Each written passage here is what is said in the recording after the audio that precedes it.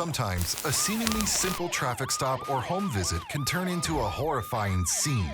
Today, we watched the best footage from 2023 in which cops made incredibly rare discoveries. Let's go to the videos. In Texas, a routine traffic stop took a chilling turn when Officer Trooper Nielsen pulled over a teenager for speeding. As the officer addressed the initial violation of driving 18 miles per hour over the limit, he discovered a more serious issue. The teenager didn't possess a driver's license at all.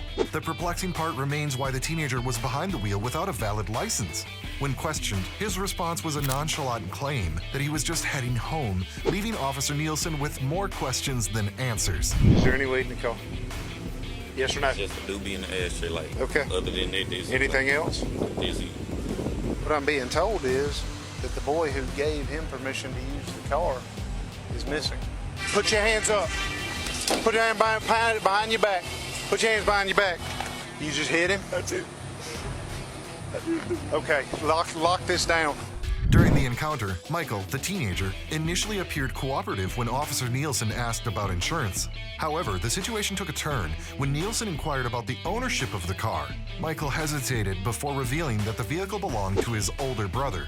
Officer Nielsen's suspicions heightened when he detected the smell of marijuana emanating from Michael's car. Despite Michael's denial of recent drug use and the presence of any illicit items, the situation became increasingly complex. You have any weapons on you? No, sir. No, it's okay. I was just asking. What's your name, man? Michael. Michael. Is anybody with you? No, sir, it's just me. You have insurance? Show me your insurance. Whose car is this, man? Your big brother's?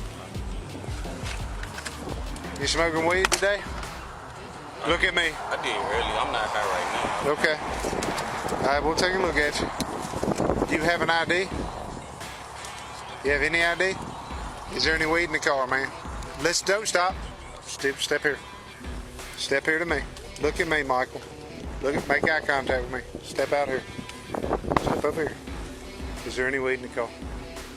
Yes or no? Just a doobie in the ashtray, like. Okay. Other than that, this Anything like, else? Dizzy. After persistent questioning by Officer Nielsen, Michael eventually confessed to having smoked just an hour before. This admission prompted Officer Nielsen to decide to search Michael's car. Before proceeding with the search, the officer asked Michael about his residence to confirm his address. However, despite Michael's assertion that he was heading home, he struggled to recall his address when asked by the officer. All right. You be honest with me, I'll be honest with you. I ain't looking for no roach. You hear me? Yes, sir. Is there anything else in there? Dizzy. Okay, it's in the ashtray?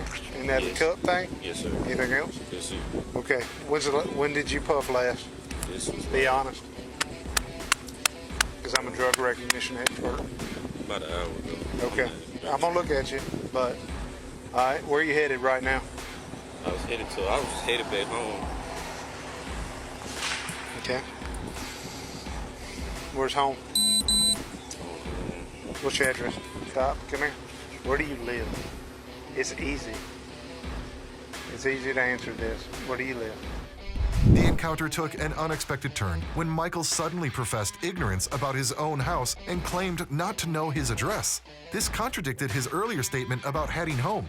Such responses heightened Officer Nielsen's suspicions even more, but he recognized that dealing with the teenager required a cautious approach. During the search of Michael's car, Officer Nielsen discovered an envelope containing marijuana despite Michael's earlier denial of having any illegal substances in the vehicle. This provided Officer Nielsen with additional justification for searching the car, to which Michael responded with apparent composure. The question that lingers is whether Michael's peculiar answers and behavior served a specific purpose. Your house? I was coming from there, how I got lost. So what's the address? No. What? You don't know your address? No, sir. Okay, come back here. Prop up on this bumper right here, okay? Just sit down right here, okay? All right? 1041. All right. You've admitted there's a small amount of marijuana in the car, and I've smelled it. It's probable cause. Can I take a look in your car? Yes or no? Yes, sir. Okay. Okay. It's your brother's car? It's your brother's car?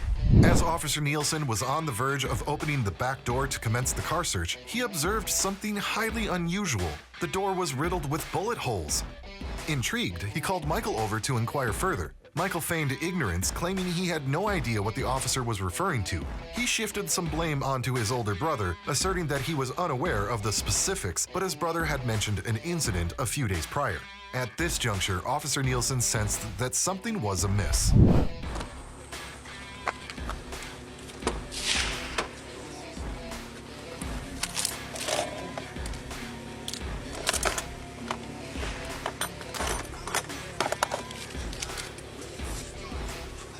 All right, now, step here.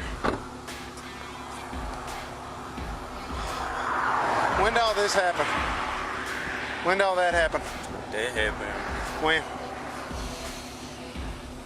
My brother, he said it How long ago? happened, Days? Yeah, it was like Okay, come back. Just leave this here. Come back here. Just stay right here in front of my car. Officer Nielsen reached out to his colleague Jeff to discuss an unusual case he had encountered. He shared with Jeff the specifics of pulling over a teenager whose car emitted the scent of marijuana and who seemed disoriented about his destination while asserting he was heading home. In addition to that, Officer Nielsen informed Jeff about the discovery of several bullet holes behind the driver's door. Hey, Jeff. Hey, it's Jesse again. I'm sorry to bother you. I'm here about a mile north. About a mile north of LA 4 on LA 17. I got this. I got a orange and black Chevy Camaro stopped. I had him stopped for speeding, 73 and a 55, and it's got bullet holes all in the driver's side, right by the door. Y'all ain't looking for a car involved in anything. It's a comes. Hold on, just let me run this date of birth. Yes, sir. And he don't even know where he lives. He won't, or he's saying he don't know where he lives. Well, I just making sure. I mean, he's saying he lives down here in Winsboro, but his address is coming back out of Richwood. But Yeah, 41 too. he don't even know the address down here, but like right behind the driver's side door, there's like 2 or 3 bullet holes in that thing. While Officer Nielsen was explaining the situation to Jeff over the phone, a truck pulled up behind him, carrying a citizen who asserted knowledge of the teenager and claimed his family was searching for him. The truck driver, engaged in a call with another officer, handed his phone to Officer Nielsen for communication.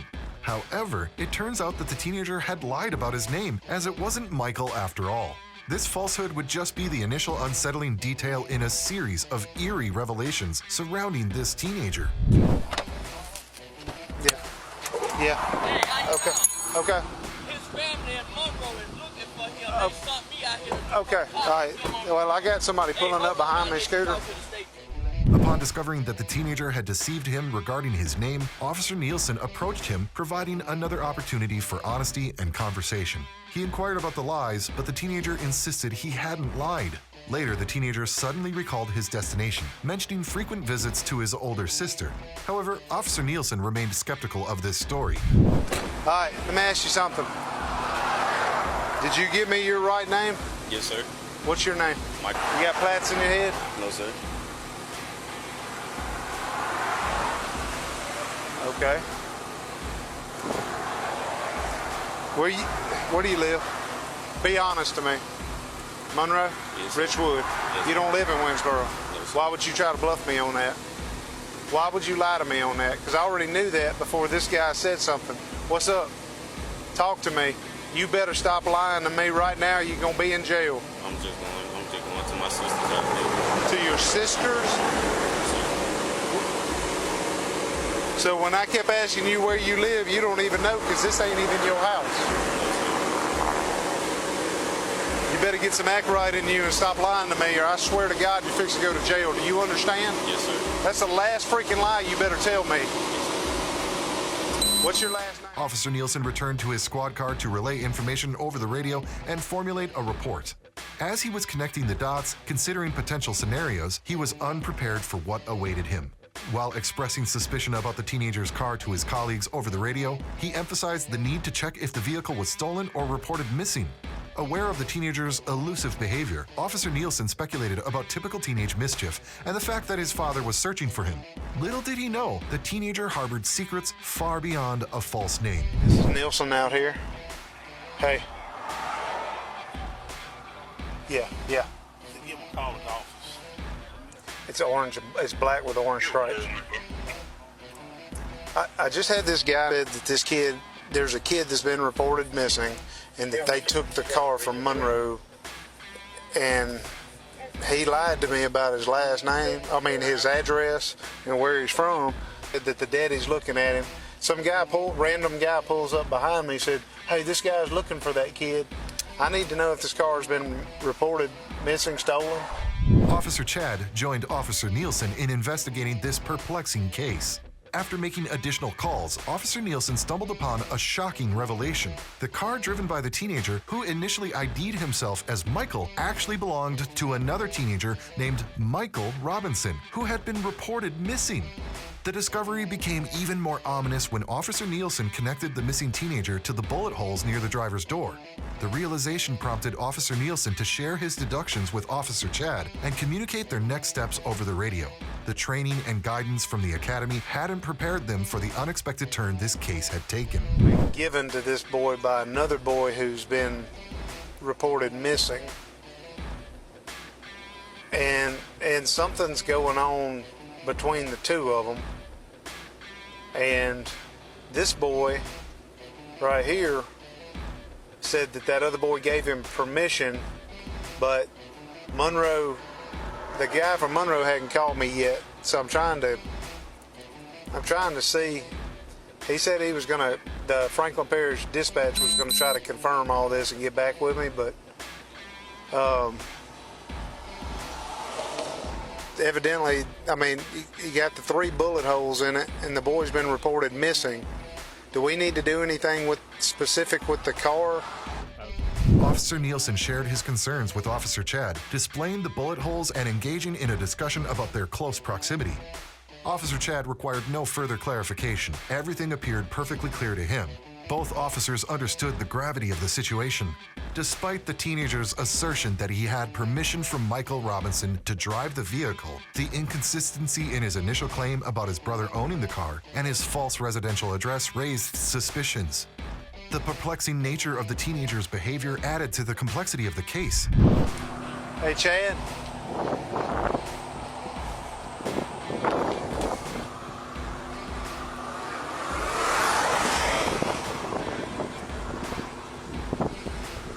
Like, this looks close. Like bam, bam, bam, bam. Yeah. And the boy. See?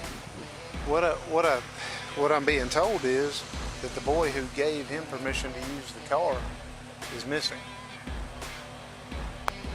So he's lying his ass off. We go looking for the person who owns the car, find out that the son of the owner of the car is missing, and now we got bullet holes all in the car. I got you. So something's Bad. the only thing he lied about was his address in Winsboro. So he don't have a driver's license, but he lied about living down here. I don't know what he thought that was gonna do. I'm gonna do the obvious thing I want to do.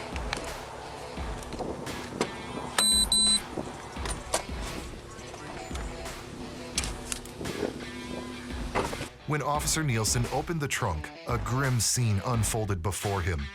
Michael Robinson's lifeless body lay within the confines of his vehicle. The officers promptly handcuffed the visibly distressed teenager.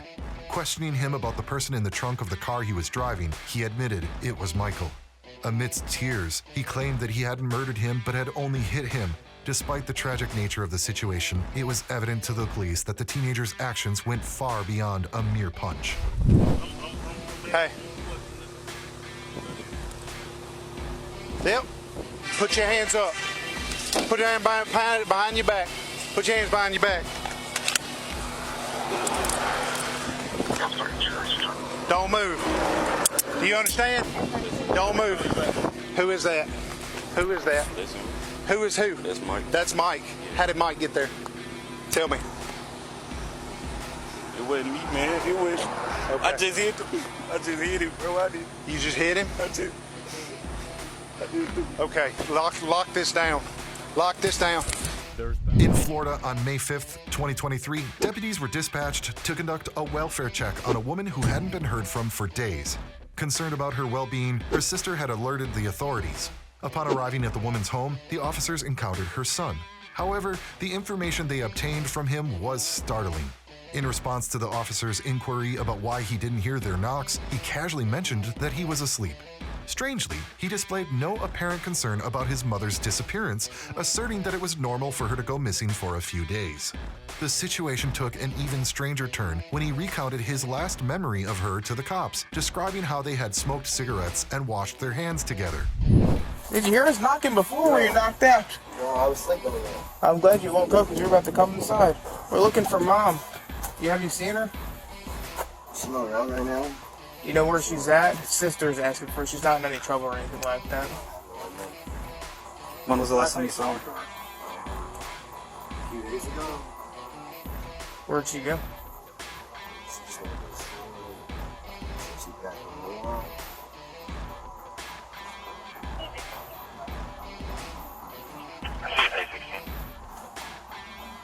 Is it that normal for Mom to be gone for days at a time? Sometimes. Where does she usually go? Does she have a favorite place where she likes to go when she's not home? Did she tell you anything out of the normal when last time you saw her? What happened the last time you guys were together? She would go do cigarettes, go get a food. She runs so forth my hands. Told me how to stay back here. But you haven't seen Mom since then. Her son abruptly brought his father into the story, claiming to the police that his dad had been arrested because his mother had previously reported him for trespassing. This attempt to shift blame from himself to his father added another layer of complexity. The situation took an even stranger turn when the cops informed him about the necessity to check the house inside to ensure his mother wasn't there. However, he showed no signs of cooperation. Despite the expectation that he would be eager for the cops to find his mother, he remained unusually quiet. When's the last time you text, called her, or anything like that? Okay. When was the last time you saw Dad?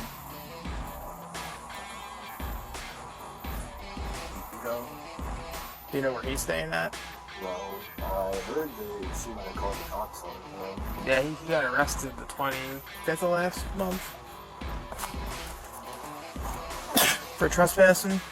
Do you know who stays in the tent? Well, that's what I was saying. She's in the house. Oh, she told you to come before she left?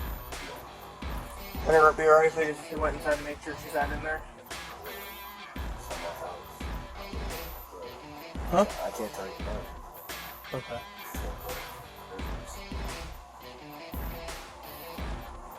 But you stay here and it's your mom's house? And we're looking for Mom, so we just want to make sure Mom's not. The son's behavior in response to the missing mother's case continued to baffle the police. When the officers persisted in their request to enter and inspect the house, the son quickly asserted that the door was locked and he didn't have a key. This refusal to allow the police to search his mother's house raised suspicions even more. It was already peculiar that he was present while his mom was missing. When asked about his next steps, considering he couldn't enter the house due to a lost key and a locked door, he stated he intended to sleep in a tent. Away a clock or something, Dad didn't come back and retaliate for getting arrested or something like that.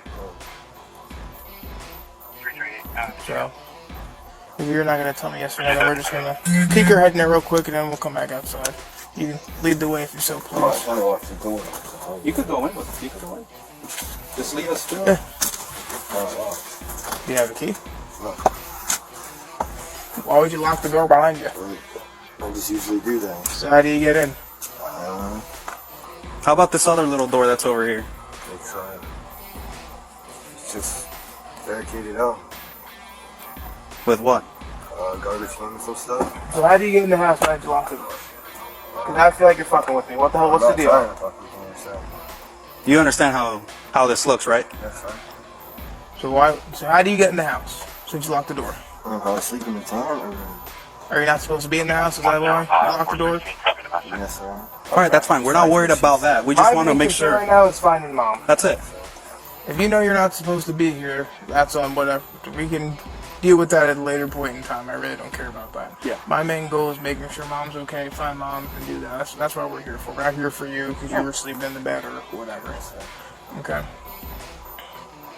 So, obviously, you went in and unlocked it from the inside. Did you get in? Did you just push that one thing open to get in? On the other door? Do you mind doing that for us right now?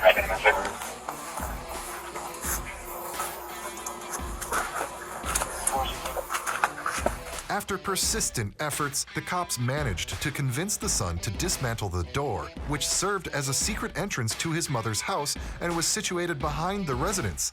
He removed the door from the wall and set it aside, allowing the officers to enter the house. Just pull it out. He's the one that did. So push it into the right. Keep pushing it in. Now try to move it out, and then push it out. There you go. There we go.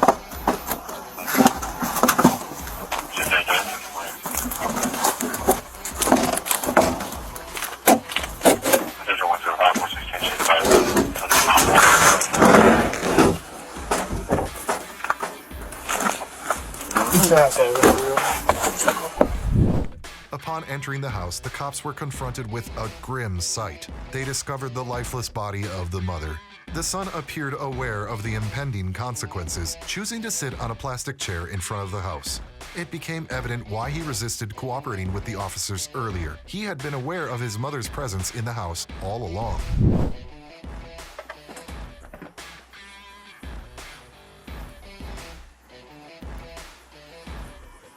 So are you sure mom's not in there? I don't know. Just stay in my room, stay in my room. We're already in, so we're gonna find out. So I understand what you're saying. You're gonna tell me you didn't know mom was in there? Now I got a whole big Cold 400 and have you come out here. 431 to 400.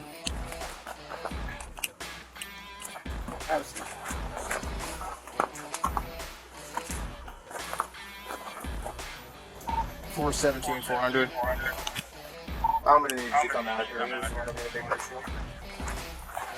Just gonna read your Miranda so you know your rights before anything happens, okay? Alright, so you have the right to remain silent. Anything you say can be used you in court. Do you understand that so far? So, you have the right to talk to a lawyer for advice before we ask you any questions and have him or her present during questioning. If you can't afford one will be appointed for you before any questioning if you wish. Do you understand that so far? Alright, so if you decide to answer any questions without a lawyer present, you still have the right to stop answering at any time. You also have the right to stop answering at any time until you talk to a lawyer. Do you understand that? So after being read these rights, you still wish to talk to us?